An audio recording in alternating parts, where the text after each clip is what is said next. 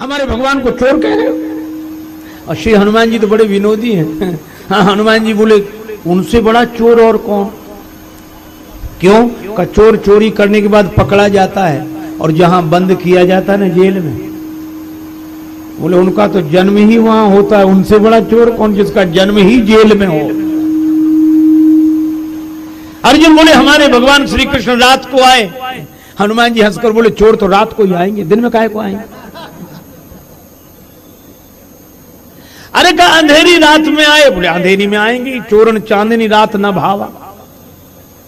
अरे कहा कि उन्हें कोई पकड़ नहीं सका। हनुमान जी बोले वो चोर कैसा जिसे कोई पकड़ ले? पर हनुमान जी तो विनोद कर रहे थे, भाव दूसरा था। नवाम भुज श्यामल कांति चौरम श्री राधिकाया हृदय से चौरम अनेक जन्मार्जित पाप चौरम चौराग्रगण्यम पुरुषम नमामि। पर अर्जुन को बड़ा बुरा लगा। अब तो अर्जुन बड़े क्रोधित होते हुए बोले बड़े आए राम जी के भगत, हम आपके राम जी को जानते। क्या जानते? जब राम जी इतने बड़े धनुर्धर प्रतापी वीर हैं तो क्यों इन वानरों को बुलाया, पत्थर पहाड़ ढिलवाए और नल नील से कहा कि छुआ, बाण वर्षा करके पुल नहीं बांध सकते थे? तुम्हारे भगवान जो नहीं कर सके वो श्री कृष्ण भगवान का ये भक्त अर्जुन कर देगा।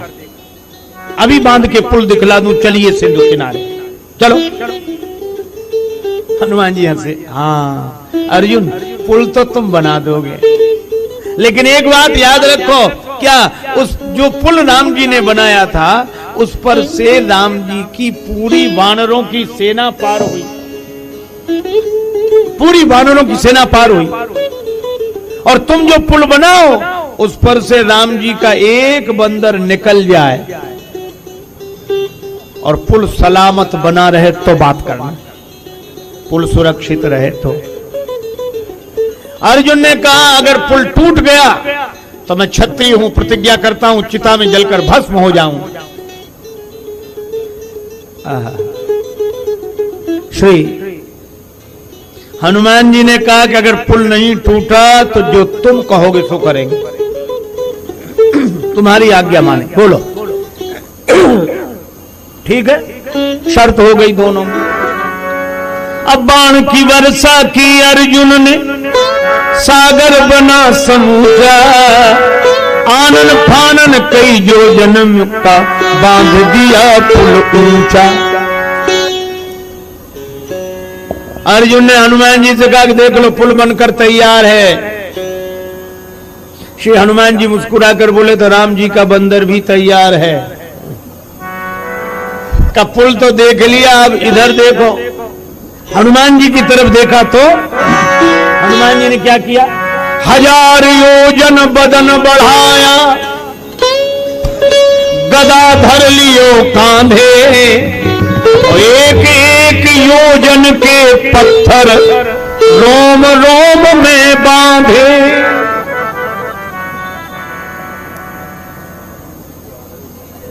ऐसा विकट रूपधारी श्री हनुमान जी कभी बड़े लाल, बालधि विशाल विकराल, ऐसा विशाल रूप कि अर्जुन की तो आंख बंद हो गई। हम सबके आदर्श हमारे पूज्यपाद साकेतवासी संत श्री विनीत जी महाराज, जिनका प्रसाद हम सब लोगों को प्राप्त हुआ, और श्री अवध धाम की विभूति रहे, गौरव रहे। उनकी पुस्तकें साहित्य भी यहाँ प्राप्त होता है, बहुत लोग लाभान्वित होते हैं। इस प्रसंग में उन महाराज जी का लिखा हुआ एक कविता मुझे स्मरण में आया। अर्जुन घबरा गए, चारों तरफ भयंकर तूफान, अंधेरा छा गया। अर्जुन तो उत्तर दिशा में तूफान सो उठ्यो एक, और भानु भुलायो या अनोखी अंधेरी सो। सूर्य भगवान तक रास्ता भूल गए, हम किधर जाएं, अंधेरा ही अंधेरा, सूर्य का दर्शन ही ना हो। उत्तर दिशा में तूफान सो उठ्यो एक, भानु भुलायो या अनोखी अंधेरी सो। और अर्जुन ने जो देखा सो अपने माथे पे हाथ रख लिया और कहने लगा, हाय रे नीच, बिनु कारण बुलाई मीच, बैठे ठाले मौत बुला ली। हाय रे नीच बिनु कारण बुलाई मीच, और बैर बांधो आज बजरंग ब्रह्मचारी सो। कांपत शरीर नैनन सो झरत नीर, बिनती बिनीत करे वीर बनवारी सो। और क्या प्रार्थना करते हैं, कितना बढ़िया वाक्य है। बिनती विनीत करे वीर बनवारी सो, कि हे श्री कृष्ण भगवान ब्रज पे संकट देखे, आप एक गिरिधारी बने, और अब की बचाओ या अनेक गिरिधारी से। ब्रज पे संकट देखकर आपने तो एक गिरी उठाया था, गिरिधारी बने, इस अनेक गिरिधारी से बचाओ।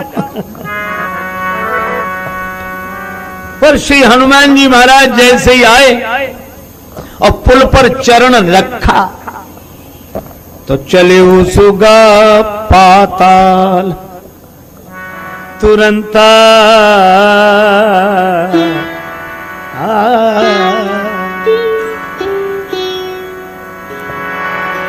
श्री हनुमान जी महाराज ने चरण रखा, पुल का पता ही नहीं कहां गया।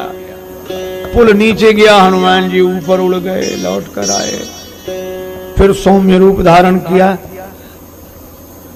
अर्जुन से बोले पुल कहां है? राम जी का बंदर तो यहां है, पुल कहां है? अर्जुन ने कहा कि पुल टूट गया, मैं हार गया, पर मैं क्षत्रिय हूं, वचन दिया था चिता में जलकर भस्म होऊंगा। श्री हनुमान जी बोले जीवन बहुत कीमती है, मरो मत। ऐसे कैसे नहीं मरे? हमने प्रतिज्ञा की थी, और ये क्षत्रिय के लिए बदनामी की बात है। हनुमान जी बोले हमारे तुम्हारे बीच की बात है, हम किसी से नहीं कहेंगे। हम वचन देते नहीं कहेंगे, लेकिन मरो मत। अब तो अर्जुन को और बुरा लगे कि नहीं हम तो मरेंगे। चिता जला, अब तो हनुमान जी परेशान कि ये तो हंसी हंसी में मरने जा रहा है। तो हनुमान जी, अब हनुमान जी श्री कृष्ण भगवान से कहने लगे कि अपने भक्त को बचाओ। अब की टेक हमारी लाज राखो गिरधारी गिरधारी, एक हमारी अब टेक जैसी लाज रखी द्रौपदी की, दुशासन पटिहारी, खेचत खेचत दो भुज थाके, होन न दीन उघारी, बढ़ायो चीर बुराई, प्रभु जी अब की एक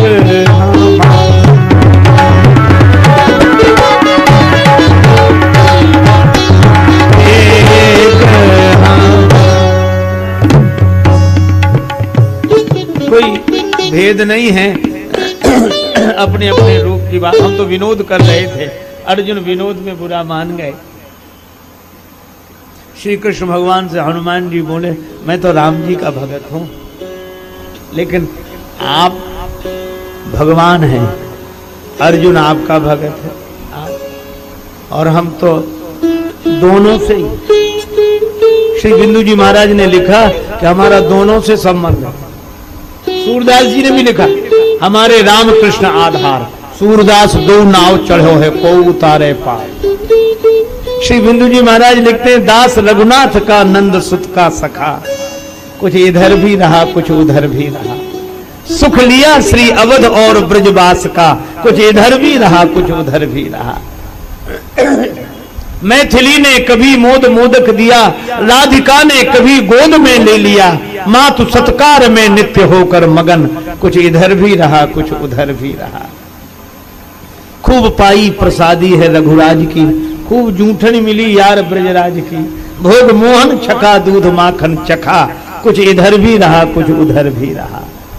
एक तरफ द्वार ड्योढ़ी का दरबान हूं और एक तरफ यार मोहन के दरमियान हूं। घर रखाता हुआ जर लुटाता हुआ, कुछ इधर भी रहा कुछ उधर भी रहा। किसी ने कहा इधर उधर रहना ठीक नहीं, एक तरफ रहो, एक तरफ रहो, इधर उधर क्या इधर रहा और उधर रहा। बड़ी सुंदर बात कहते हैं श्री बिंदु जी महाराज। कहते हैं कि इस जमाने में ऐसे बहुत लोग हैं जो ना इधर के रहे ना उधर के रहे। इस जमाने में ऐसे बहुत लोग हैं जो ना इधर के रहे ना उधर के रहे।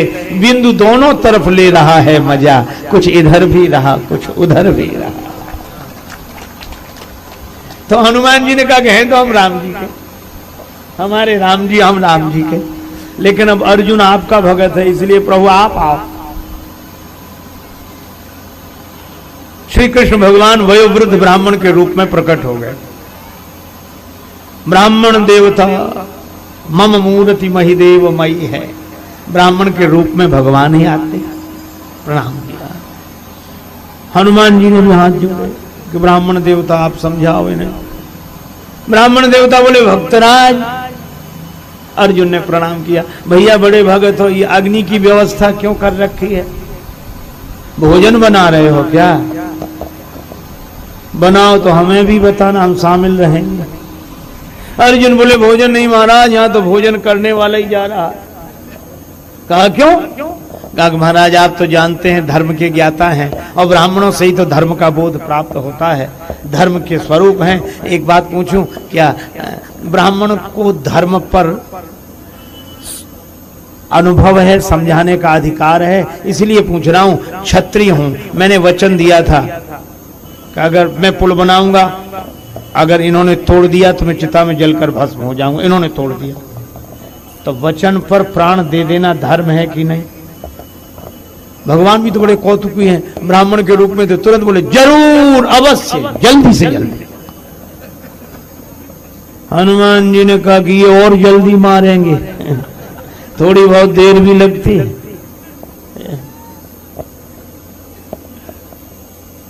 अर्जुन ने कहा कि बड़ा अच्छा, आपको प्रणाम, में चिता में प्रवेश कर रहा हूं। हनुमान जी को लगा कि क्या होने लगा, ये इनको बेकार बुलाया। लेकिन भगवान तो बड़े कौतुकी हैं, तुरंत बोले लेकिन एक बात है अर्जुन। क्या? तुम्हारी इनकी शर्त हुई। हाँ। तुमने पुल बनाया, इन्होंने तोड़ा। हाँ। देखा किसने? कोई तीसरा था? बोले कोई नहीं, हम और ये। बोले ऐसा कोई खेल होता है? खेल कैसा होता है? बोले निर्णय करने वाला तीसरा होता है, वो फैसला करेगा कि सही बात क्या गलत क्या। तुमने कर लिया, ये कोई बात है? वकील अपनी अपनी बहस करें पर फैसला तो जज के सामने होता है। तो बोले देखने वाला तीसरा चाहिए। तो क्या आज्ञा है? तुम दोबारा पुल बनाओ और ये तोड़ें और हम देखें, फिर फैसला करेंगे। हनुमान जी ने कहा ये ठीक महाराज, बनवाओ इनसे दोबारा पुल। अर्जुन ने कहा ठीक है। हनुमान जी को तो अर्जुन को बचाना था। अर्जुन ने फिर बाण वर्षा की, पुल बना। हनुमान जी उसी रूप में, और जो हनुमान जी का वह रूप देखा तो भगवान कृष्ण भी डरे कि कहीं सचमुच फिर न टूट जाए पुल, नहीं तो अर्जुन को बचाना मुश्किल होगा। तो भगवान श्री कृष्ण खड़े देखते रहे पुल को, और जिस पर भगवान की दृष्टि पड़ रही वो टूटे कैसे। लेकिन कच्छप बनकर पुल के नीचे बैठ गए। पार गए हनुमत लौटे, हनुमान जी पार चले गए पुल, फिर लौट कर आए। पार गए हनुमत लौटे, पुल ज्यों का त्यों निहारा। लेकिन फटा बोझ से बदन कमठ का, बही रक्त की धारा। अतुलित बल धाम,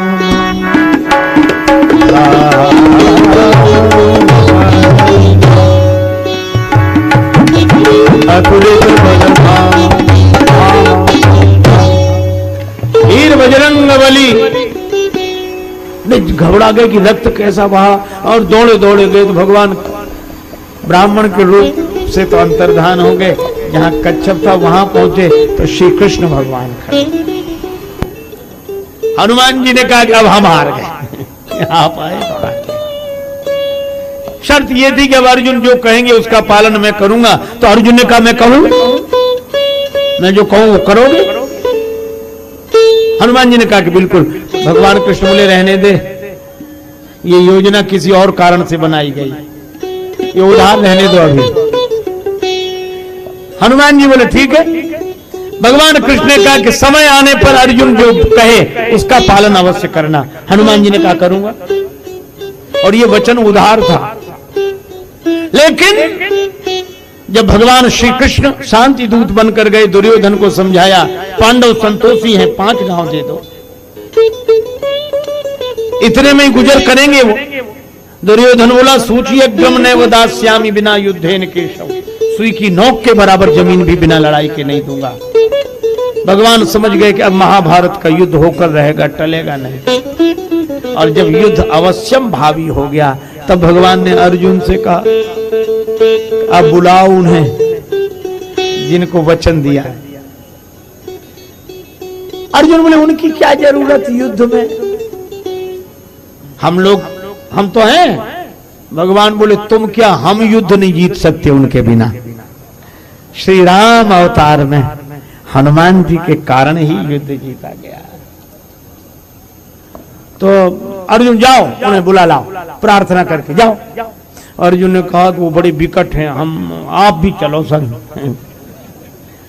पता नहीं क्या कुछ कह के हम फंस जाएं, चक्कर में पहले फंस चुके हैं एक बार।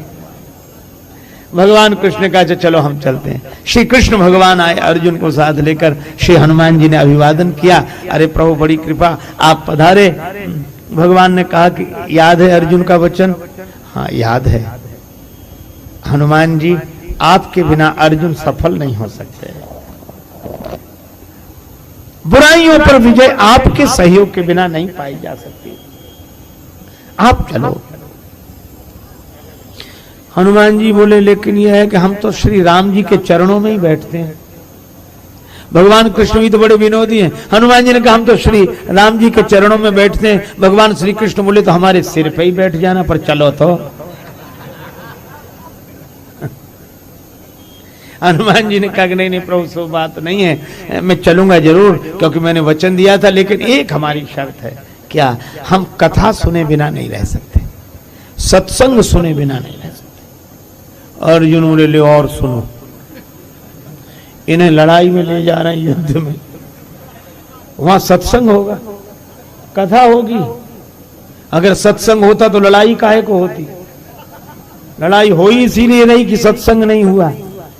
और ये कहते हम कथा के बिना रामचरित सुनवे को रसिया। हमें भगति सदा सत्संग, सदा, यदा कदा नहीं, सदा। भगवान ने कहा कि हनुमान जी युद्ध में कथा कैसे होगी? हनुमान जी बोले कि हमारे प्रभु राम जी तो युद्ध में भी कथा सुना देते। कैसे? का रावण रथ में बैठकर आता है और श्री राम विरथ रहते हैं।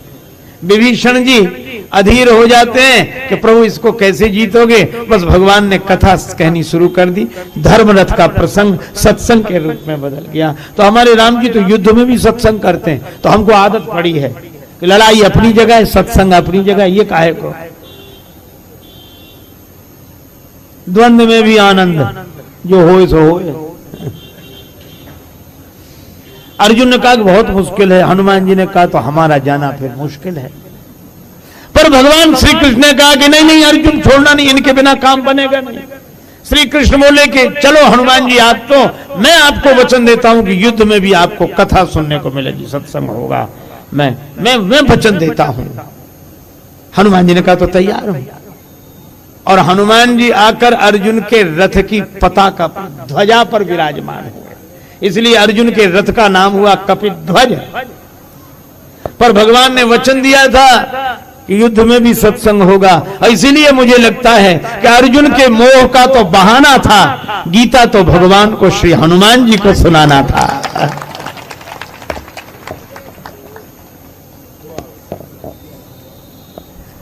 और जब गीता ज्ञान प्रधान ग्रंथ है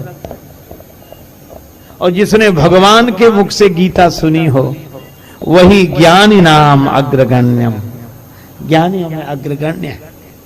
श्री हनुमान जगत गुरु हैं श्री कृष्ण, श्री कृष्णम वंदे जगत गुरुम। और हनुमान जी कृपा करो गुरुदेव के नाम।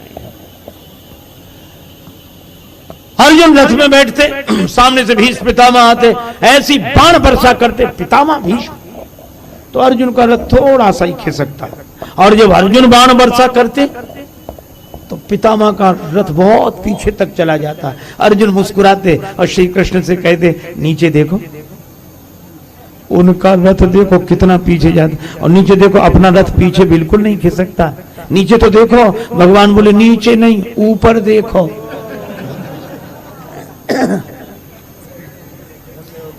नीचे नहीं ऊपर देखो, ऊपर। हाँ बोले नीचे ये जो सफलता मिलती दिखाई दे रही है वो ऊपर की वजह से है, ऊपर वाले की वजह से है। तो आप तो भगवान हैं, हाँ तो आपसे भी कोई ऊपर है। हाँ भक्त राम थे अधिक राम कर दासा। अच्छा हनुमान जी तो ऐसे, एक बार क्या हुआ कि महाभारत का भयंकर युद्ध हो रहा था, कर्ण के प्राण संकट में पड़ गए। पर कर्ण, वीरवर कर्ण के तरकश में एक ऐसा बाण था जो कोई इच्छा रूपधारी नाग था। उसने कर्ण से आवाज देकर कहा था कुछ दिन पहले कि वीरवर कर्ण मैं नाग हूं पर मैं बोल सकता हूं, अपनी इच्छा से रूप बदल सकता हूं। अर्जुन से तुम्हारी भी शत्रुता है और मेरी भी। एक खांडव देश में अपना नगर बसाते समय अर्जुन ने हमारे पूरे सर्प परिवार को नष्ट कर दिया। मुझे बदला लेना है, मैं सर्प बनकर तुम्हारे तरकस में रहूंगा। जब प्राण संकट में हो तो मुझे छोड़ देना। अर्जुन को कोई नहीं बचा सकता। आज कर्ण के प्राण संकट में पड़े तो वही तीर बाण छोड़ दिया, अमोघ था वह। देवता त्राय त्राय करने लगे, चारों तरफ आवाज उठी, भगवान बचा लो अर्जुन को, अर्जुन को, अर्जुन को।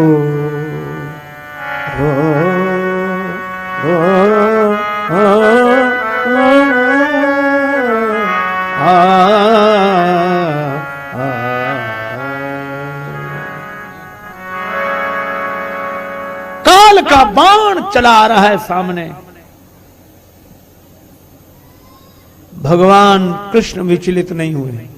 उन्होंने कहा आने दो, उधर काल रूप में बाण आ रहा है और इधर हमारी रक्षा कौन कर रहा है। जिम अमोघ रघुपति कर बाना, राम जी का बाण। तो भगवान क्या बोले, चारों तरफ आवाज उठी, भगवान बचा लो अर्जुन को,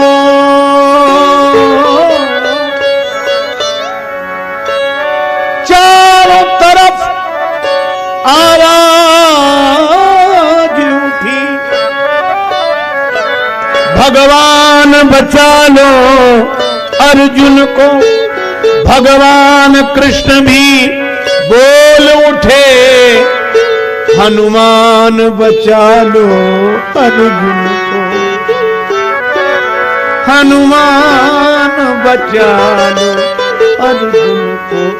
जाके गति है हनुमान की, जाके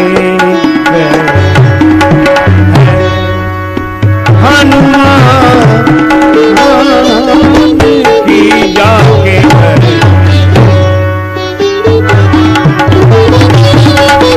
ताकि पैज पूज आई,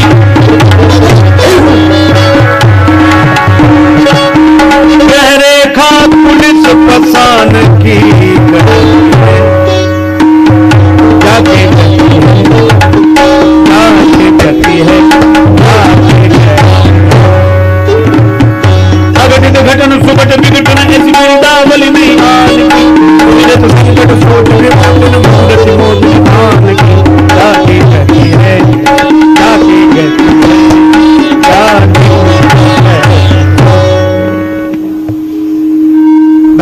भगवान कृष्ण भी बोल उठे, हनुमान बचा लो अर्जुन को, पर धन्य है अतुलित बल धामम अनंत बलवंत श्री बजरंग बली। हनुमान जी ने एक ही काम किया, कुछ नहीं किया, अपना बल बढ़ा।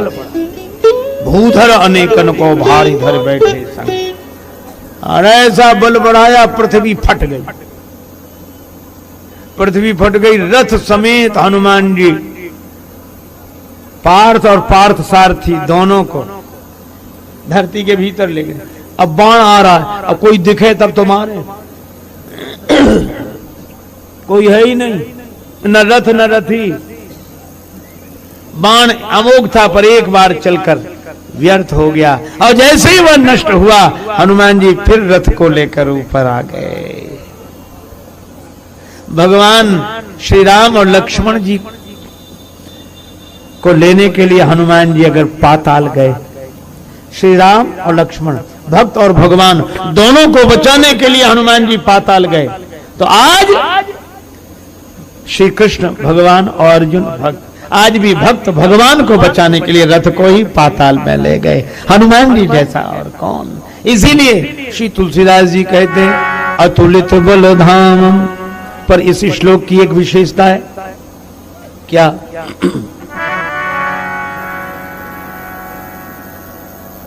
हनुमान जी से जब कहा कि सभी बंदरों ने अपने अपने बल का वर्णन किया, आपने अपने बल का वर्णन नहीं किया।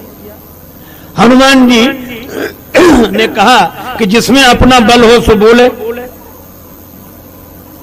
हमारे पास हमारा बल है ही नहीं जो बोले।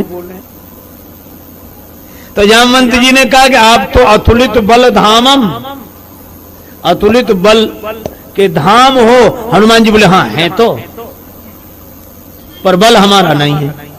कहा कैसे? बोले जैसे किसी मकान में एक कमरे में कोई सोना भर दे, तो सोना कमरे में तो रखा है, पर क्या सोना कमरे का है? मकान में रखी हुई चीज मकान की नहीं होती, मकान मालिक की होती है। और हनुमान जी कहते हैं कि अतुलित बल तो है, पर हम उसके धाम हैं, हम उसके भवन हैं, पर वो बल हमारा नहीं है। अतुलित बल धामम, हम अतुलित बल के धाम हैं, मकान हैं, भवन हैं, पर बल हमारा नहीं है। तो बल किसका है? का जिसका मकान है। तो ये बल आपका नहीं ना, किसका है? का भगवान का। तो राम जी का बल कितना है? का अतुलित। अच्छा कैसे जाने? किसी ने पता लगाया, हाँ एक ने पता लगाया था, वह राम जी का बल देखने गया था। इंद्रपुत्र जयंत, सठ चाहत रघुपति बल देखा, राम जी का बल देखने गया। और इंद्रपुत्र जयंत ने काक बनकर श्री जानकी माता के श्री चरणों में चंचु का प्रहार किया। भगवान ने बाण लगा दिया पीछे, त्राण नहीं मिला कहीं, आगे जयंत पीछे बाण। इंद्र ने कहा जल्दी भाग, हम नहीं शरण दे सकते। ब्रह्मा जी बोले बहुत जल्दी जाओ। पार्वती माता ने शंकर भगवान से कहा कि दो जगह शरण नहीं मिली, आपके ही पास आ रहा है। शंकर जी बोले आए तो, उसके पीछे बाण है। शंकर जी बोले पीछे बाण है, आगे त्रिशूल है। यद्यपि तेई कर पार्वती जी ने कही उचित है कि शरण में आए हुए को मार डालो। शंकर जी बोले भगवान का विरोध किया, यद्यपि तेई कर बध उचित। कहीं शरण नहीं मिली। ब्रह्मधाम शिवपुर सब लोका लौट कर आया, पर धन्य है संत लाग दया कोमल चित संता। नारद जी ने कहा जयंत कहां जा रहे हो? जयंत बोले कोई ठिकाना हो तो बताएं कि वहां जा रहे हैं। सब ठिकाने छूट गए, बाण है पीछे, अब तो जहां बाण ले जाए वहीं जा रहे हैं। नारद जी ने कहा ये बाण तुम्हारे पीछे क्यों लगा है? कहा महाराज आप भी विचित्र बात करते हो, बाण पीछे क्यों लगा? कोई वरदान देने के लिए लगा है? प्राण लेने के लिए लगा है? नारद जी ने कहा हमें लगता है कि बाण तुम्हारे प्राण नहीं लेना चाहता। क्यों? बोले अगर प्राण लेना चाहता तो अभी तक तुम कहां कहां गए थे? का ब्रह्मलोक, इंद्रलोक, शिवलोक। बोले बाण प्राण लेना चाहता तो वहां तक तुम्हें जाने देता कि बीच में ही मामला साफ कर देता? का ये तो और मुसीबत है क्या? ये बाण प्राण भी नहीं लेता और पीछा भी नहीं छोड़ता।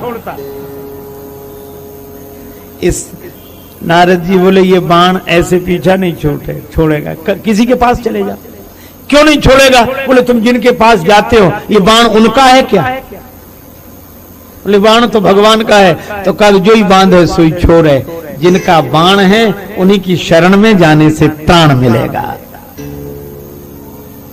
जयंत बोले चले तो जाएं, पर भगवान पूछेंगे कि जयंत शरण में आना था तो भागे क्यों? तो कह देना कि आपका प्रभाव देखना था इसलिए भाग कर गया। सब जगह आपका प्रभाव देखा। अच्छा लौट कर क्यों आ गए? का लौट कर इसलिए आ गए क्योंकि अब आपका स्वभाव देखना है, इसलिए लौट कर आ गया। ऐसो को उदार जग प्रभु छाणे करी छोह। बाद में भगवान ने कहा कि जयंत तुमने ऐसा क्यों किया? जयंत ने कहा कि मैं आपका बल देखने आया था, बल देखना चाहता था। देख लिया? हाँ। राम जी ने मुस्कुरा कर कहा तो हम में कितना बल है? तब जयंत ने कहा कि हमने पता लगा लिया आपके बल का। सठ चाहत रघुपति बल देखा और बल कितना? अतुलित बल अतुलित अभुताई, अतुलित बल अतुलित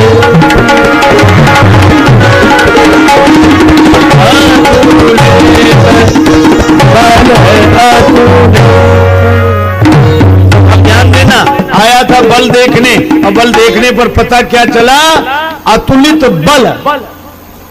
भगवान का बल कितना है? अतुलित बल।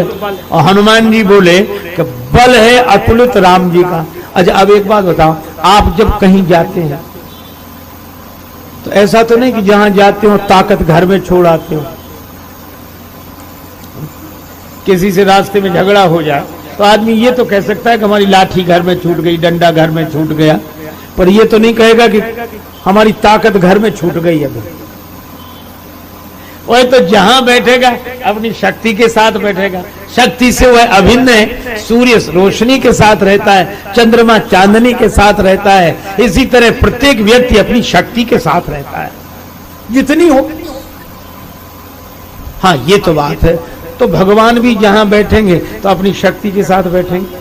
हाँ ये भी है। तो हनुमान जी बोले कि राम जी में बल कितना है? का जयंत ने बताया अतुलित बल। हनुमान जी बोले वे राम जी बैठ गए हमारे हृदय में, जास हृदय आगार बसई राम। और राम जी बैठे तो अपना बल लेकर बैठे, तो उनका बल है अतुलित, तो मेरा हृदय अतुलित बल है। अच्छा अब एक बात और बस। किसी ने तुलसीदास जी से कहा कि आप हनुमान जी के बहुत भक्त हैं, बहुत पक्ष में रहते हैं, कौन सा विशेषण आपको बहुत प्रिय लगता है? श्री तुलसीदास जी बोले हनुमान जी के तो सभी सद्गुण हृदय को आकर्षित करते हैं, सकल गुण निधानम है। लेकिन मैं जानते हो हनुमान जी के आगे सिर मेरा कब झुक जाता है? का कब? अतुलित बल धामम, यहां सिर नहीं झुका। स्वर्ण शैलाभदेयम धनुजवन कृशानुम ज्ञानी नाम अग्रगण्यम होंगे, सकल गुण निधानम, ठीक है। वानराणाम धीशम, वानरों मुख्य। यहां तक तुलसीदास जी बस वर्णन करते हैं। हनुमान जी अतुलित बल के धाम है। जैसे कोई तुलसीदास जी से कह रहा हो अतुलित बल के धाम है हनुमान जी, ठीक है। स्वर्ण शैलाभदेयम, स्वर्ण पर्वत के समान उनके दिव्य वपुष की सुंदर अलौकिक आभा है। हाँ राक्षसों के वन के लिए जो अग्नि है, ज्ञानियों में अग्रगण्य है, समस्त गुणों के भंडार हैं, वानरों में प्रमुख हैं। तुलसीदास जी यहां तक चुप हैं। और जैसे ही कहा रघुपति प्रिय भक्तम, तो तुलसीदास जी बोले बात जातम नमामि, ये राम जी के प्रिय भक्त हैं। अच्छा एक बात बताओ, इतनी विशेषताएं तो ठीक हैं, लेकिन रघुपति प्रिय भक्तम पर ही प्रणाम क्यों किया? तुलसीदास जी बोले किसी में कितनी भी विशेषता बनी रहे, कोई सुंदरता में साक्षात कामदेव हो, तेजस्विता में सूर्य भगवान हो। कई लोग कहते उनका तेज ऐसे चमकता था जैसे सूर्य निकल आया, सुंदर ऐसे जैसे काम, ये महिमा है। लेकिन तुलसीदास जी बोले बेकार। काम से रूप, प्रताप दिनेश से, और सोम से शील, चंद्रमा जैसा शीतल, और गणेश से माने, गणेश जी की तरह प्रथम पूज्य, हरिचंद्र से साचे, हरिश्चंद्र जी की तरह सत्यवादी, बड़े विधि से, ब्रह्मा से भी बड़े, मघवा से मही, इंद्र जैसे राजा, विषय सुख साने, और इतने ही नहीं,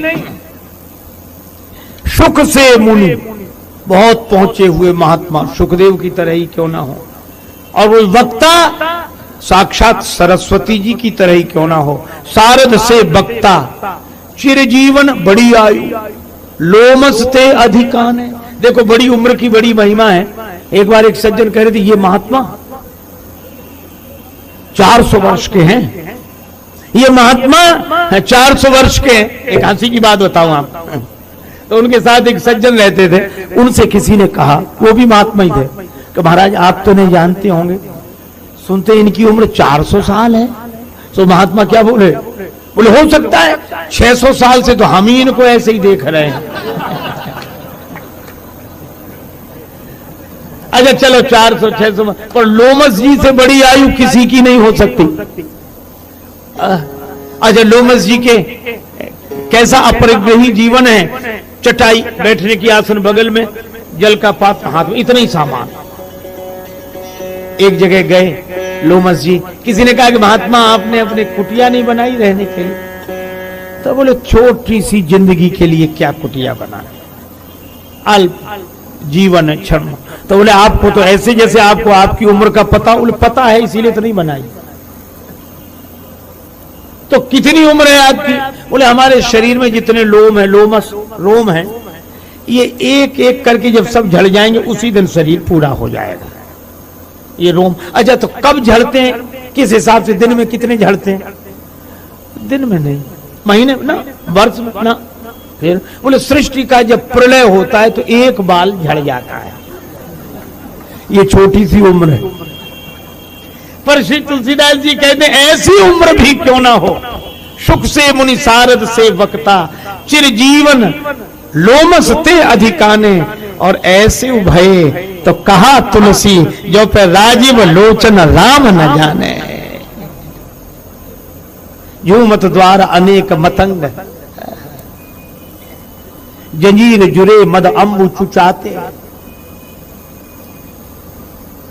तीखे तुरंग मनोगति चंचल, पौन के गोणों ते बढ़ जाते। भीतर चंद्रमुखी अवलोकति, बाहर भूप करे न समाते, और एते भये तो कहा तुलसी, जो पे जाने की नाथ के रंग न लाते। जो पे जिए जाने की नाथ न जाने, तो पे कर्म धर्म श्रमदायक, ऐसे ही कहत सयाने। आद्य गुरु भगवान शंकराचार्य भी कहते हैं, शरीरम स्वरूपम सुतम वा कलत्रम, धनम मेरु तुल्यम यशश्चारु चित्रम, हरेर रंग्र पद्मे मनश्चेन लग्नम, ततः किम ततः किम ततः किम ततः किम। श्री तुलसीदास जी कहते हैं कि हनुमान जी की सारी विशेषताएं हैं, लेकिन क्यों है, संपूर्ण विशेषताएं क्यों हैं? क्योंकि रघुपति प्रिय भक्तम, ये भगवान के प्रिय भक्त हैं।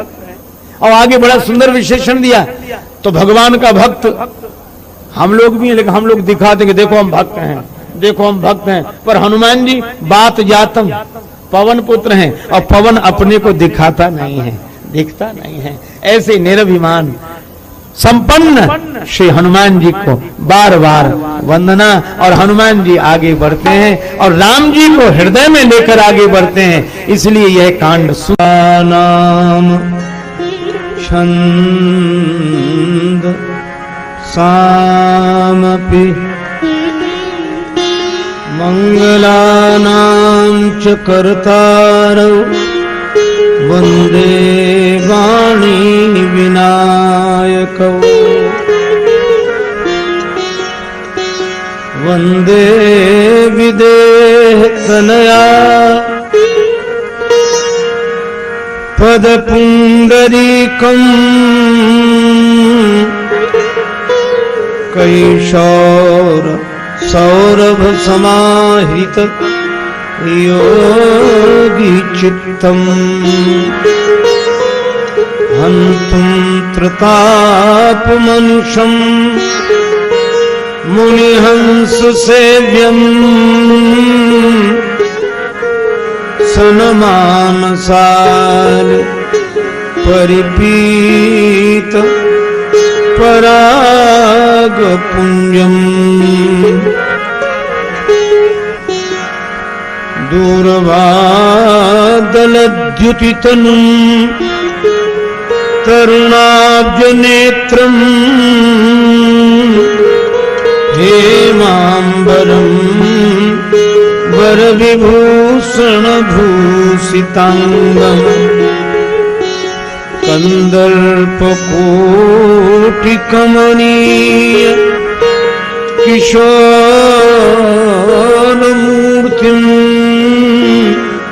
पूर्तिं मनोरथ भुवाम भज जानकीशम्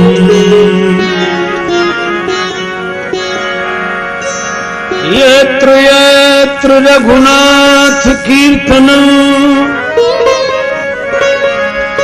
तत्र तत्र कृत मस्तकाञ्जलिम्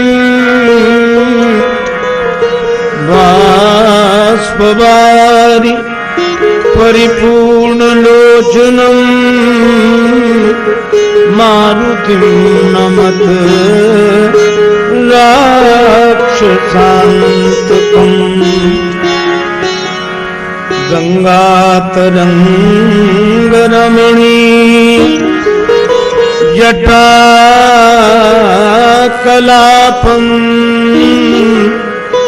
गौरी निरंतर विभूषित वामभागम् नारायण प्रियमनंग मदापहारम् वाराणसी पुरपतिम् भज विश्वनाथम् सच्चिदानंद रूपाय विश्वोत्पत्त्यादि हेतवे तापत्रय विनाशाय श्री कृष्णाय वयं नमः। तुलसी सुतं दैन्यमूर्तिं कृपालुं श्रीरामचरणाम्बुज चञ्चुरीकम् आश्रित जनानां सद्गुरुस्वरूपम् नमामि तुलसी पदपुण्डरीकम् परं विरक्तम् मदमोहमुक्तम् आनन्द सुशोभित तपतेजुयुक्तम् शिवस्वरूपम् यतियूथमुख्यम् श्री अविनाशी रामं शरणं प्रपद्ये। श्री गुरुचरण सरोज रज निज मन मुकुर सुधार वरणौ रघुवर विमल यश जोदायक फलचार। तुलसीदास जी के पद कमल बारंबार मनाए गुण गावों सिय नाम के श्री हनुमत हो सहाय। लेख सदा सुधि दीन की सहज दया के धाम जननी जनक राजेश के प्रभु श्री सीताराम।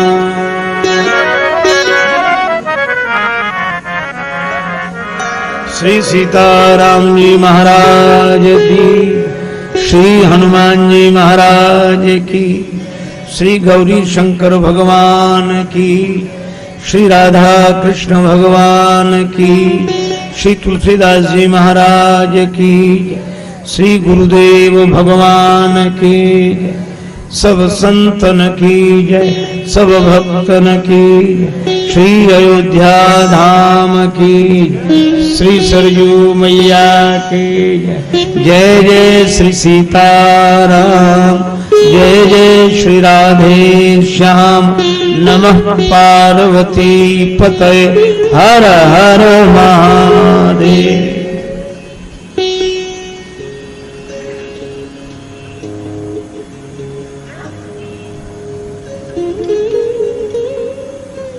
भगवान के अनुग्रह विग्रह पूज्य चरण श्रद्धेय संतजन वंदनीय विद्वज्जन श्री सीताराम कथा रस रसिक श्रद्धालु श्रोता बंधुओं, श्रद्धा भई माता,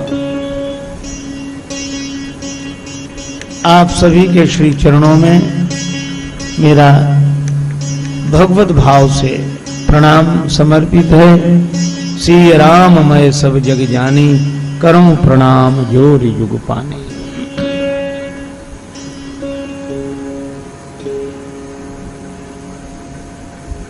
आप सबका उत्साह श्रद्धा देखकर अत्यंत आह्लाद होता है। बहुत उत्साह भवन अति थोरा, मानो उमग चला चहोरा। यहाँ सभी संत श्री महंत उपस्थित हुए हैं, यह और आनंद की बात है। हमारे श्री वैदेही वल्लभ कुंज के श्री पूज्यपाद महंत जी महाराज उपस्थित हुए हैं, हम लोगों के गौरव हैं, आदर्श हैं, और उनके साथ साथ अनेक जो पूज्य चरण संत जन श्री महंत जन उपस्थित हुए हैं। उनकी कृपामयी उपस्थिति ही भगवान की कृपा का प्रमाण है। बिनु हरि कृपा मिले ही नहीं संता, जो रघुवीर अनुग्रह कीना, तो तुम मोहि दरस हठ देखा। और मुझे वह पंक्ति याद आती है, निज जन जान राम मोहि संत समागम दीन। तो भगवान की कृपा का प्रसाद कथा के रूप में श्री हनुमान जी महाराज आधिराज के अनुग्रह से हम सभी लोग प्राप्त करें। उसके पूर्व बड़े प्रेम से श्री भगवान नाम संकीर्तन मिलजुल कर मस्ती की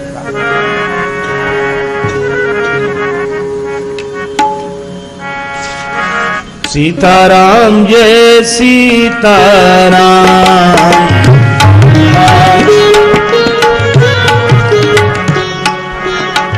सीताराम जय सीताराम,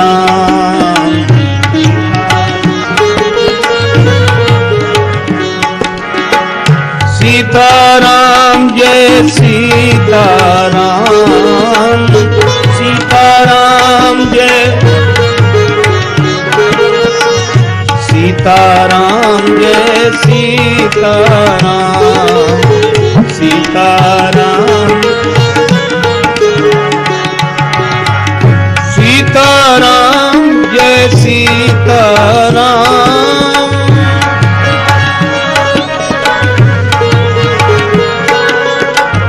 सीताराम जय सीताराम, सीताराम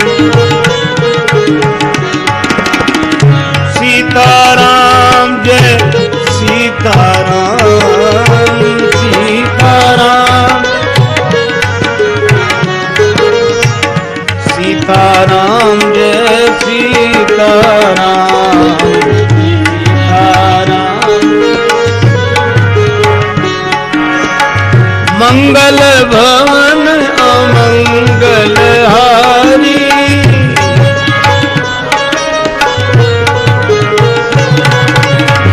द्रवहु सुदशरथ अजिर बिहारी, द्रवहु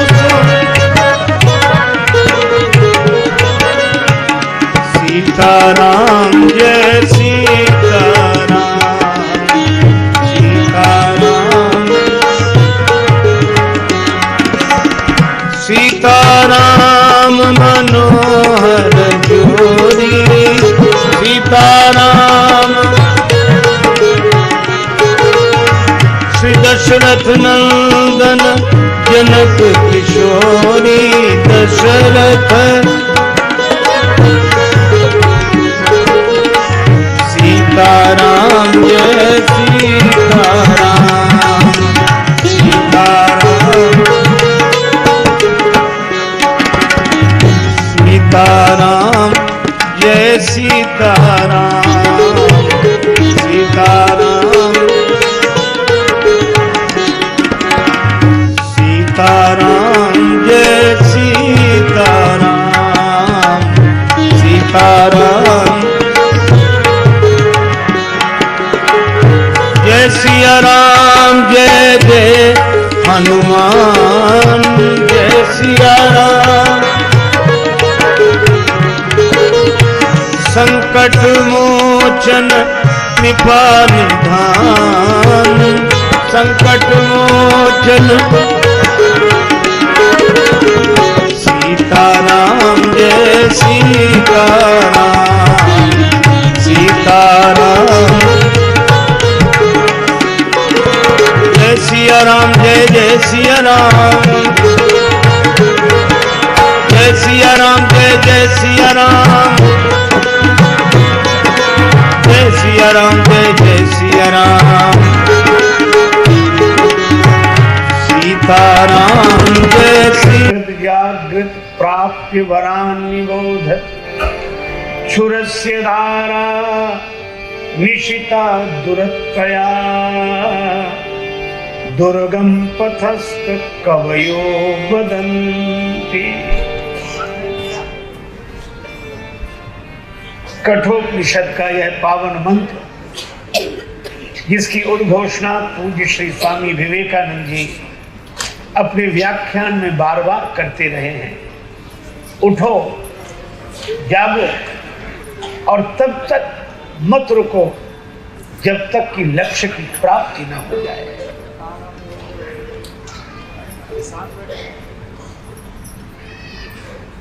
और स्वामी जी के साथ भी ऐसा ही हुआ। विवेकानंद जी बहुत तार्किक, भगवान श्री राम कृष्ण देव के प्रति भी उनके मन में संशय बना रहता, पर ठाकुर यह सब देखकर भी मुस्कुराते थे।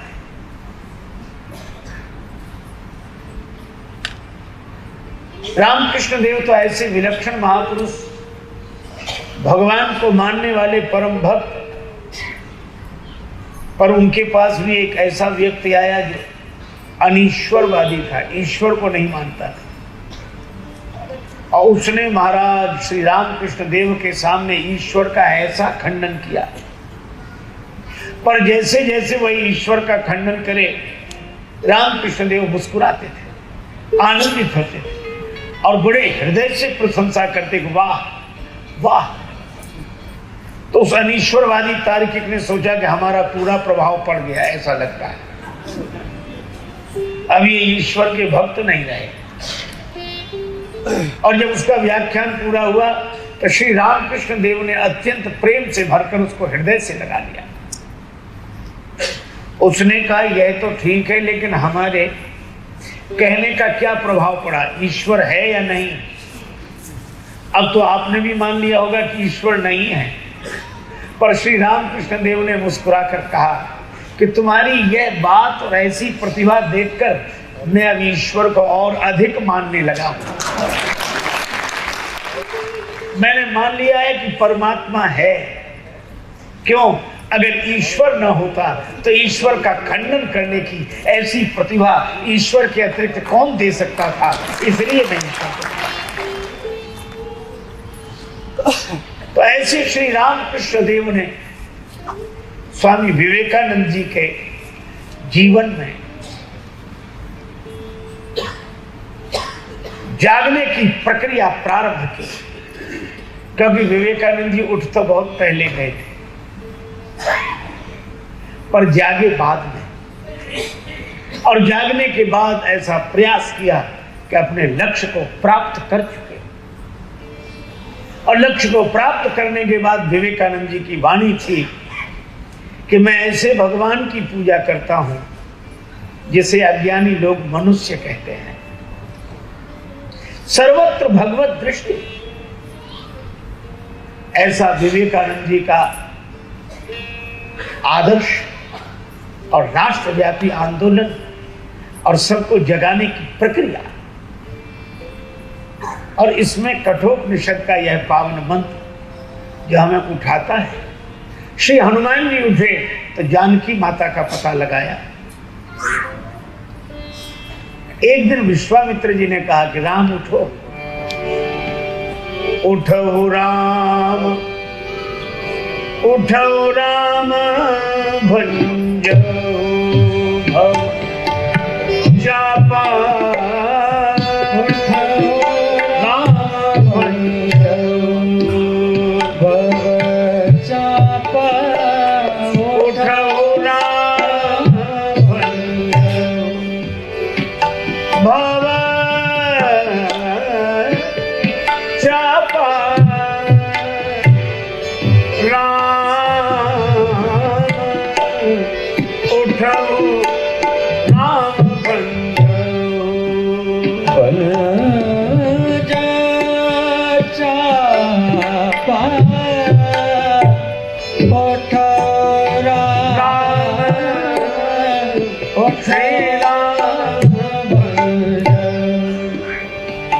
गुरुदेव ने कहा राम उठो, अब तुम्हारे उठने का और जागने का समय आ गया है।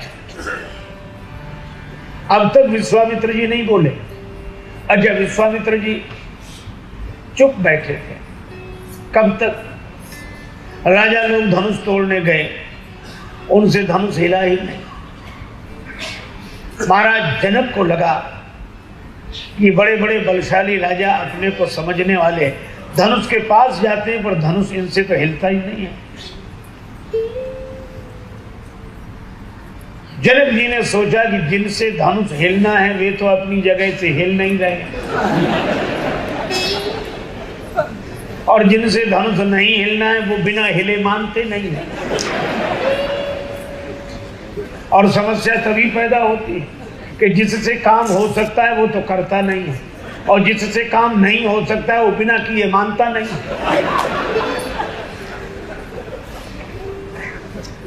जनक जी ने कहा यह अच्छा तमाशा, जिनसे धनुष हिलना है वे अपनी जगह से हिल नहीं रहे, और जिनसे धनुष हिलेगा नहीं वो बिना हिले मानते नहीं। तो जनक जी ने सोचा कि राम जी खड़े हों तो ये धनुष हिले, लेकिन राम जी खड़े कैसे हों? इसका एक उपाय है। क्या? लक्ष्मण जी खड़े हो जाएं तो राम जी अभी खड़े हो जाएं। युवक जाग जाए, राष्ट्र का युवक जागे। अच्छा, लक्ष्मण जी के खड़े होने से राम जी क्यों खड़े होंगे?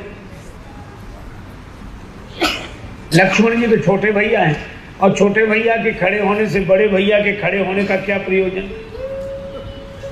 प्रयोजन है, इन दोनों में एक संबंध और है। रघुपति की रति पताका कीरति कमल पताका रघुपति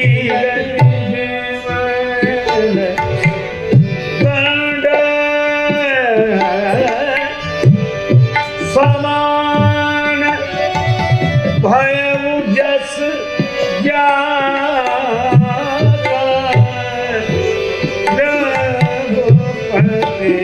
रघुपति की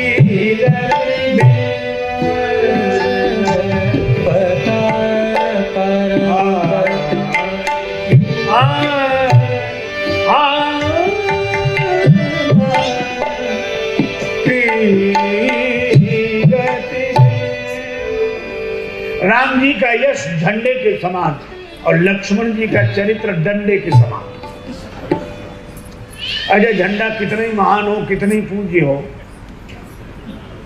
और उसमें डंडा न लगा हो, आकाश में लहरा सकता है? हम खूब गीत गावे, झंडा ऊंचा रहे हमारा। झंडा क्या ऊंचा होगा जब डंडा ही ऊंचा नहीं होगा।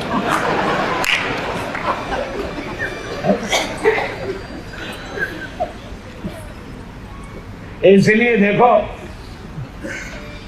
झंडा आकाश में उतना ही ऊंचा लहराता है जितना डंडा ऊंचा होता है।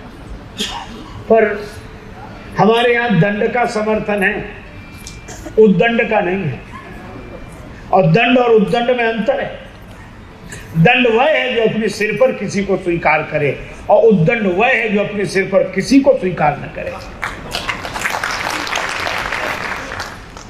पर इस डंडे ने तो कोमल झंडे को सिर पर बिठा रखा है। हम तो कहते हैं धन्य है दंड की ऐसी कठोरता जो कोमल झंडे को अपने सिर का मुकुट बनाए हुए है। इस डंडे की कठोरता का एक ही उद्देश्य है कि इस कोमल झंडे का कोई दुरुपयोग न करे। कोमलता की रक्षा में यह कठोरता है। और जब कठोरता कोमलता की रक्षा के लिए होती है तो वह दंड तो यही कहता है कि जिसको हमने अपने सिर पर स्वीकार किया है उसके आगे तुम भी अपना सिर झुका दो, बस हम इतना ही चाहते हैं।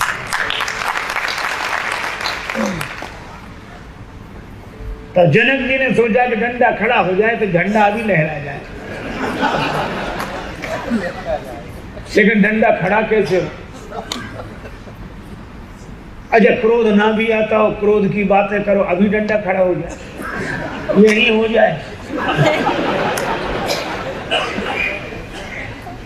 तो जनक जी बोध से भरे हुए हैं, लेकिन आज ऐसे बोले जैसे क्रोध में बोल रहे हैं।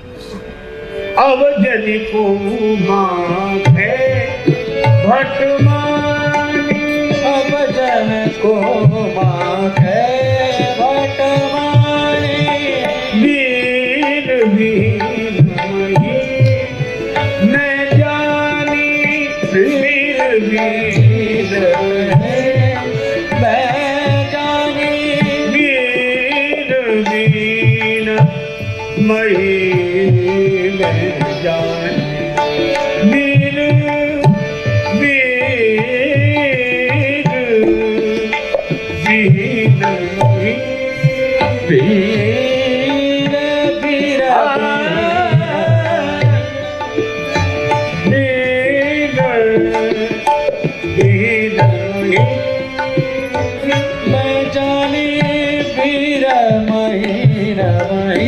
जनक जी ने कहा कोई अभिमान न करे कि हम वीर हैं। हमने समझ लिया पृथ्वी वीरों से रहित हो गई। और इतने क्रोध में बोले, भीतर बिल्कुल क्रोध नहीं है। और क्रोध में बोले वचन रोष जन सामे, ऐसे बोले जैसे क्रोध में बोल रहे हैं। और ऐसे बोलकर देखा किधर? अजय देखो, जब कोई व्यक्ति बोलता है तो उसकी ओर जरूर देखता है जिसके लिए बोलता है कि इस पर भी कुछ असर हो रहा है कि नहीं।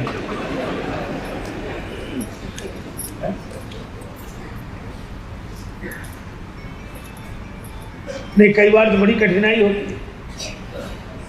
एक महात्मा किसी गांव में गए तो एक व्यक्ति चेला बन गया, महाराज हमें दीक्षा दो अपना। गुरुदेव ने कहा भगवान का नाम है, तुम भी दीक्षा दो। पर दीक्षा लेने के बाद ही वह बोला कि अब आप बन गए गुरुजी, हम बने चेला, अब हमें कुछ सुनाओ। गुरुजी ने कहा कि बेटा भगवान का नाम लिया करो। कहने ये राम नाम तो सब लेते, इसमें क्या है, कुछ ऊंची बात बताओ। गुरुजी ने कहा ऊंची बात तो रामायण पर, रामायण तो सब लोग जानते ही, रामायण क्या है और ऊंची। गुरुजी भी समझ गए कि ये गुरु नहीं, चेला नहीं, गुरु ही मिला है। सुनेगा भी तो ऊंची बात सुनेगा। तो गुरुजी ने कहा गीता, बोले हाँ ये कुछ चल सकती है। तो गुरुदेव बोले गीता तो कल सुनाएंगे, आज महात्मा का एक श्लोक सुनाते हैं। और महात्मा का श्लोक सुनाया उन्होंने, सर्वोपनिषदो गावो दोग्धा गोपाल नंदन, ये सभी उपनिषद जो हैं जो गाय हैं, दोहने वाले भगवान श्री कृष्ण हैं, और ये गीता ज्ञान ही दुग्ध है, पान करने वाला बछड़ा अर्जुन है। ऐसे अब वो चेला बीच बीच में कहा क्या बात कही महाराज, धन्य है, आनंद आ गया, वाह वाह।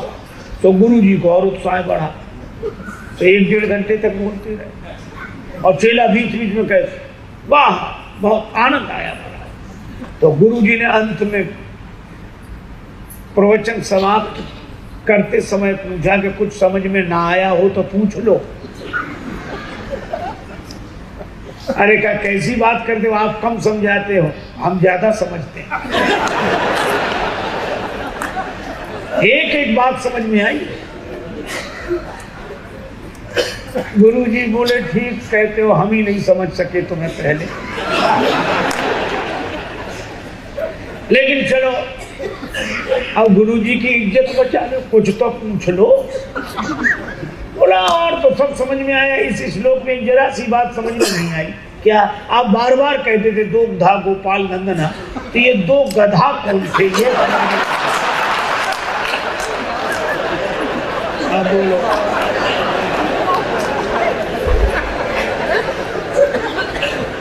कितनी ऊंची बात सुन रहा था और क्या प्रश्न किया। और उसने पूछा 2 गधा कौन थे, गुरुजी चुप। तो बोला आप चुप क्यों हो, बताया नहीं आपने। तो गुरुजी बोले एक हम और दूसरे तुम, यही 2 गधा हैं।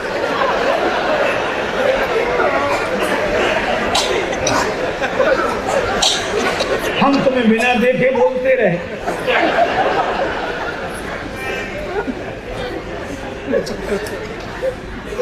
और तुम बिना समझे सुनते रहे।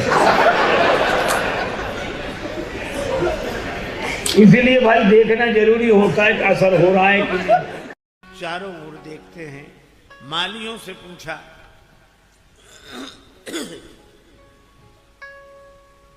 अगर तुम्हारी आज्ञा हो तो हम दल फूल का चयन कर लें। माली भी मिथिला के हैं। दल फूल का चयन करने की कौन कहे, हम अब आपको बगीचे में जाने तक नहीं देंगे। सरकार आप बगीचे मत जाइए, दल फूल हम उतार कर लाएंगे। बगिया बिच जान न दही है, राम जी बिनती सुनो। बगिया बिच जान न दही, राम जी बिनती सुनो। दल फूल तोरी हम नहीं है, राम जी बिनती सुनो। दल फूल तोरी हम नहीं है, राम जी बिनती सुनो। हम दल फूल उतार कर ले आए।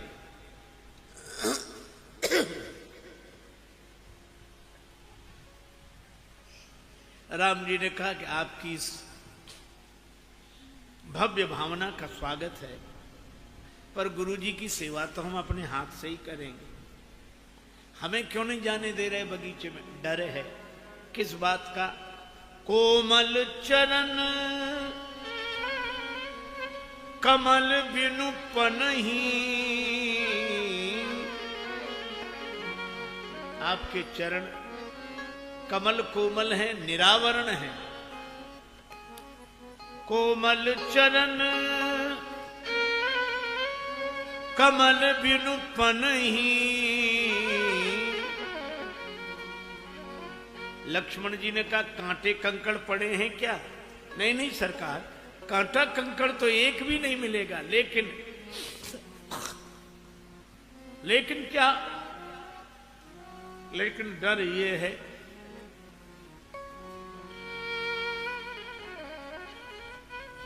आपके चरण बड़े कोमल हैं,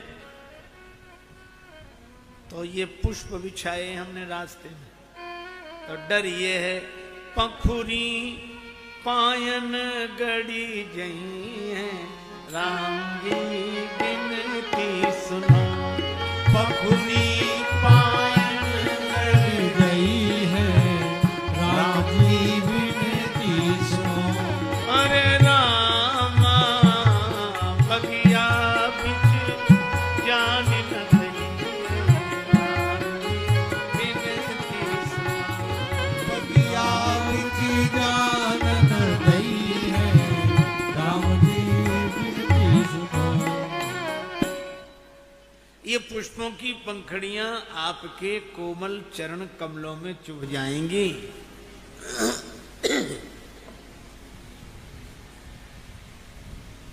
तुम श्यामल गौर सुनो दो लालन आए, कहाँ थे उरायन में। मिथिलेश की वाटिका में बिहरो हियरो हरो हेरी सुभायन में। यहाँ कौन पठायो दया नहीं लायो, सुतोरन फूल उपायन में। रघुराज कहूँ गड़ी जय हैं लला, पुह पान की पाखुरी पायन में। आपके कोमल पगतल में चुभ जाएंगे। ये श्री राम जी ने कहा यह तो पुष्पाच्छादित पथ है, कंटका कीर्ण मार्ग भी क्यों ना हो तो भी हम जाएंगे। माली बोले सरकार जाएंगे तो तब जब जा पाएंगे। कौन नहीं जाने देगा? आप लोग नहीं, नहीं भीतर वाले रोक लेंगे। भीतर वाले कौन? तजी तजी सुमन मधुप मतवारे। ये भौरे फूलों पर मड़राना छोड़ देंगे।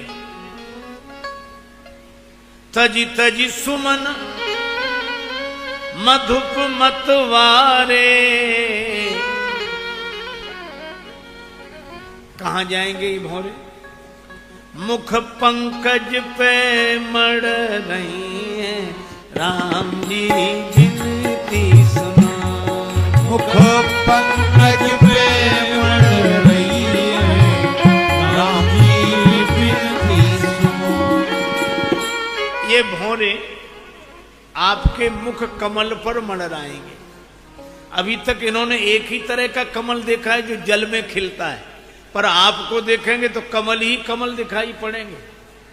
नव कंज लोचन कंज मुख कर कंज पद कंजारो। नव कंज लोचन कंज मुख कर कंज पद कंजारो।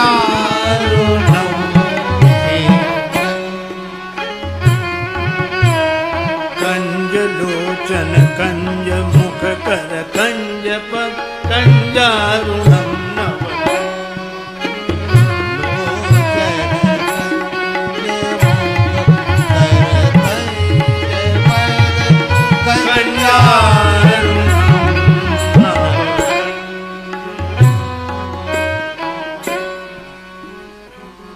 नव यहां तो कमल ही कमल दिखाई पड़ेंगे। कंज मुख, कर कमल, नयन कमल, चरण कमल।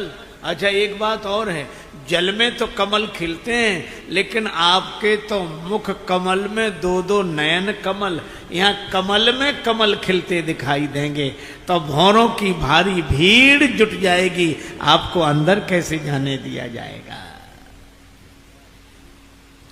श्री राम जी ने कहा कि दोनों समस्याएं हमारे लिए हैं, हम सुलझेंगे, तुम्हें तो कोई समस्या नहीं। माली बोले सरकार हमें भी समस्या है।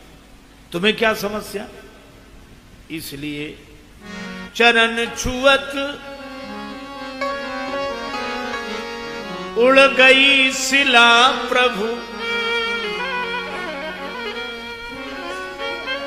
आपके चरण स्पर्श से शिला नारी बनकर उड़ गई। चरण छुअत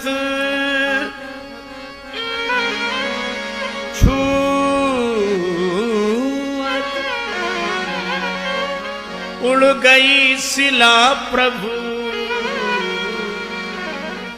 लक्ष्मण जी ने सुना कि ये खबर यहां भी आ गई। औरों के लिए अपराध समस्या बनता है, राम जी के लिए उद्धार समस्या बन गया।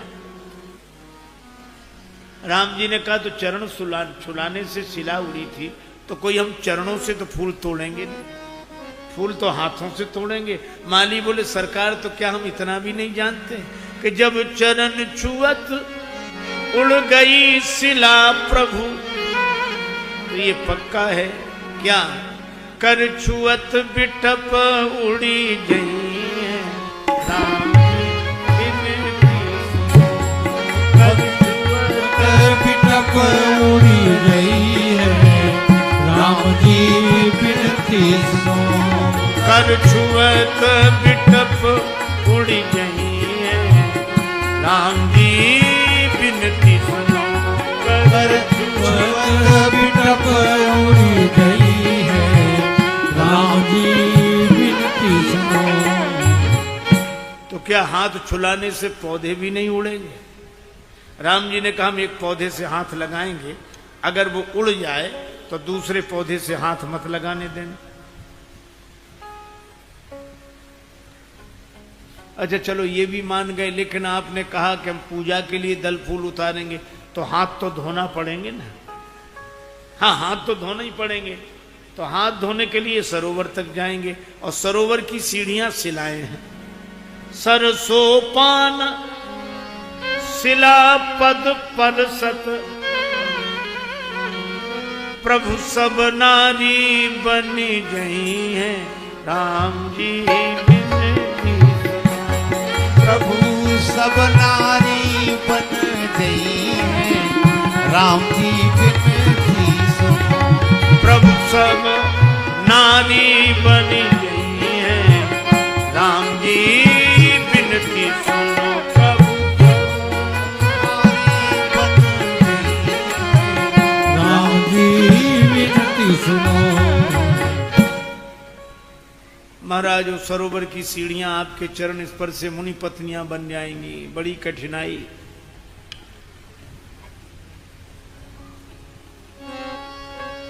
लक्ष्मण जी बोले प्रभु यहां समस्या ही समस्या है, समाधान नहीं, समाधान नहीं है। राम जी ने कहा रुको रुको हम पूछते हैं। मालियों से कहा कोई समाधान हो तो बताओ। हरिओ समाधान हो तो बताओ, कोई बाधा ना आवे। नहीं आएगी, शर्त एक है। क्या? मिथिला का तो एक ही महामंत्र है, स्मरण कर लीजिए। राम जी बोले वो मंत्र क्या? जब बोलहुगे सियजू की जय, आप श्री जानकी जी की जय बोलिए। जब बोलहुगे सियजू की जय, तब ही प्रभु प्रवेशन पहिए, राम जी बिनती। तब ही प्रभु प्रवेशन पही है, राम जी बिनती सुनो। तब ही प्रभु प्रवेशन पही है, राम जी बिनती सुनो।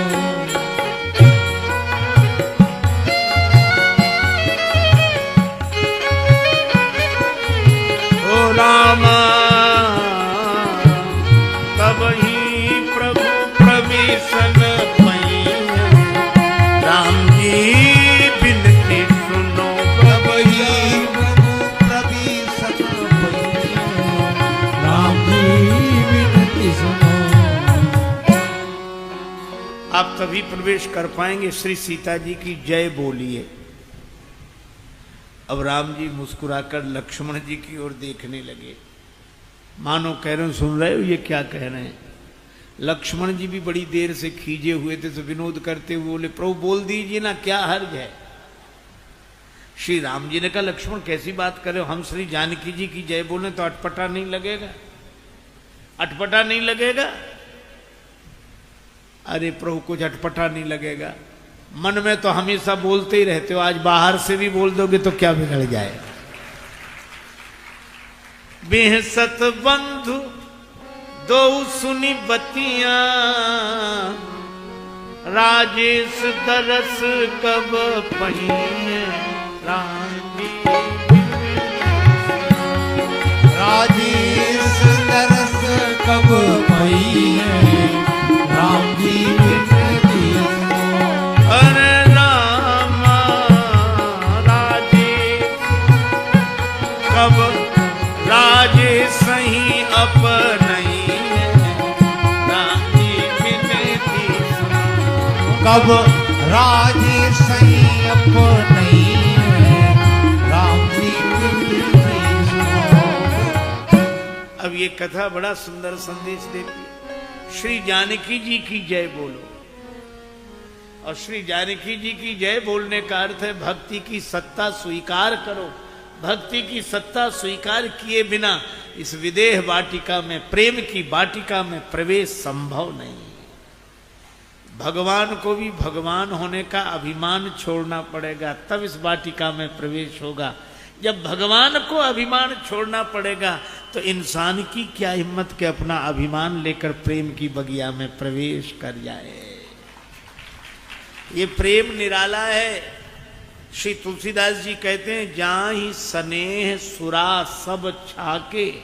स्नेह सुरा हस्ती है मैं कदे में, मस्ती है मैं कदे में, और दीवानों की तो पूरी बस्ती है मैं कदे में। और इस मैं कदे में आके कोई होश में रह ले, खुद होश की भी कुछ नहीं हस्ती है मैं कदे में। खुद होश की भी कुछ नहीं हस्ती है मैं कदे में। और दुनिया में नहीं मिलती, मिलती तो बड़ी महंगी, मस्ती वही है लेकिन सस्ती है मैं कदे में।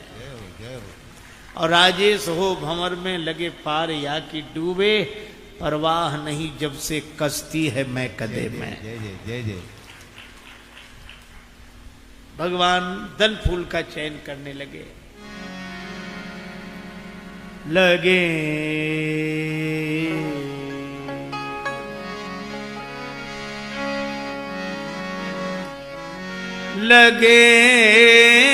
लेन दल फूल मुदित सीताराम वर्णानामर्थ संघानाम रसानाम छंदसामपि मंगलानां च कर्तारौ वंदे वाणी विनायकौ। वंदे विदेह तनया पदपुंडरीकम्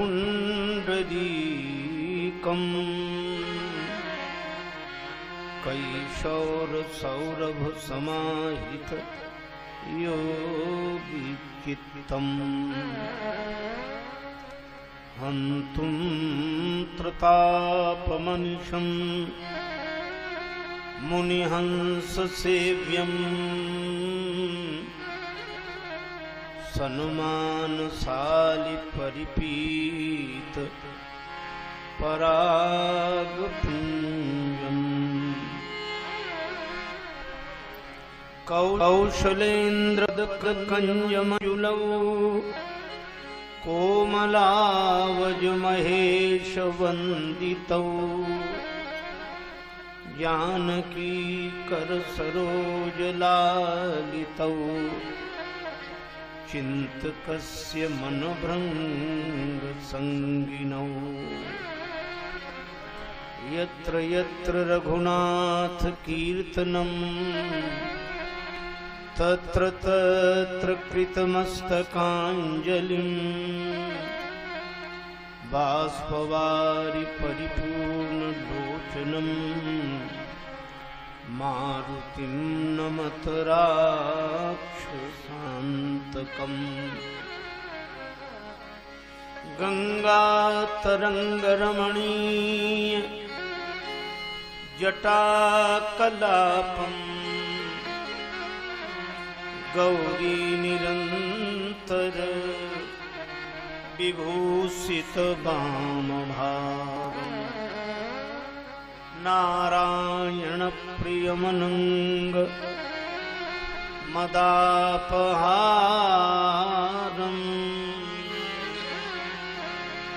वाराणसी पुरपतिं भज विश्वनाथम् सच्चिदानंद रूपाय विश्वोत्पत्त्यादि हेतवे तापत्रय विनाशाय श्रीकृष्णाय वयं नुमः। श्री गुरुचरण सरोज रज